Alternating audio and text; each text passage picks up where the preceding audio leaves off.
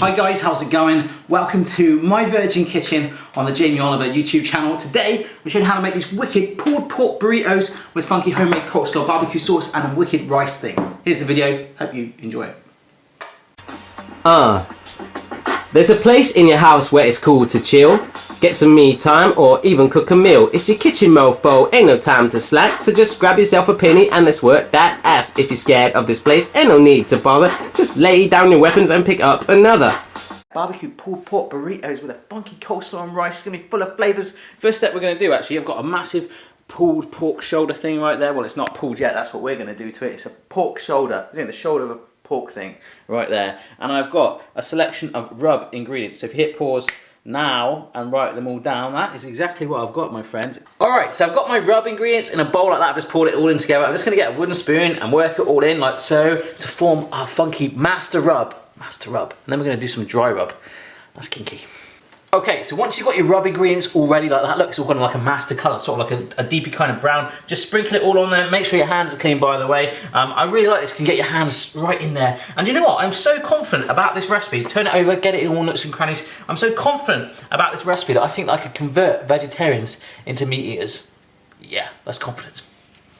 Okay, so I've just done some dry rub action. Dry rub in the UK means something quite kinky, so please ignore that if you're from the UK and you're thinking, dry rub. Try and get it in all the nooks and crannies and all the flaps. Dig deep in there, make sure you get all the rub on there as well. And wash your hands after. So I've got an oven that's preheated to the temperatures down below there. And it's going to go in there for a good hour now, so we can move on and make our coleslaw. Better help shut the door. And wow, I shut that pretty hard. I feel kind of butch. Righty-ho, so we're going to get on and make our homemade coleslaw right now. The cool thing is, we can make it in our bowl, and no pun intended, but the cool thing is, we put it in the fridge then, and it's going to really like zap that freshness in it. It's going to be so good, it's going to be spantastic. So all the ingredients are here, if you hit pause on the video and write those down. But I've got some carrot, I've got some onion, I've got some cabbage. That's half a small cabbage, just chopped up nice and fine. But you can make it your own. You can even chuck a banana in there if you want. Hello? No, sorry, I'm doing a cooking video at the minute. Okay, yeah, so you can just chuck it all in. So let's do that. Right, first thing is 4 massive tablespoons of mayonnaise into your bowl, like so. I actually made homemade mayonnaise before, which is really simple, but you know, dry mayonnaise is fine if you're being lazy. Next, add 2 really good tablespoons of runny honey. Get some nipples of salt and pepper, just teeny little shots of those. In they go like that. This is a little tablespoon of olive oil. This is cider vinegar, and I had cider last night. I've had a few too many if I'm honest. And that tastes nothing like cider. Just a little drop of that to give it a tang. Yeah, that doesn't taste like cider. Okay, next I'm grabbing my onions and just getting that in there. There's probably going to be a few bits and bobs, and I just got some onion on the floor. Fantastic. So just get your onions in, and then just grab your carrots, chunk those in. Oh yeah. And last but not least, don't forget your cabbage. Just put that in like quite carefully, like that. Alright guys, so here it is in a bowl all together like that. So grab, oh my neck's hurting. Just basically grab yourself a spoon and mix that all together and you'll be fine.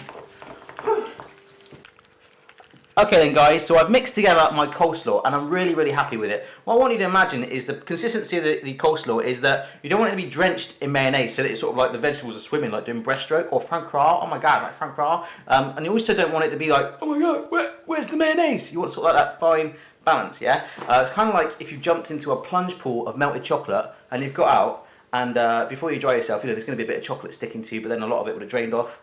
That's what you want, okay? You want the mayonnaise to be the chocolate and you to be the vegetables.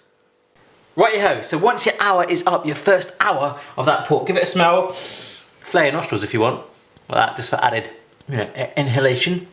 Smelling good. Right, so we need to carry on the cooking process, but before we do, grab some water. Don't worry if there's some of the extra sort of rub is around the edges, it's all good.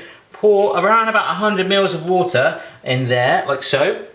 And now, I've made a funky paste out of olive oil, paprika, and a little bit more honey like that, which I'm just gonna rub on top like this. Okay, so I've given that a massive coating all over. It's all nice and shiny. Wow, you're really shiny. So what I'm gonna do is get a sheet of tin foil and drape it over, like putting the pork in bed. Okay, so with your pork in bed like that, there it is. It's going to go back in the oven at exactly the same temperature as before for 4 hours. So this is your chance to go out and party and play, or prep the rest of your ingredients, or maybe have a sleep. Whatever you want to do. See you in a bit.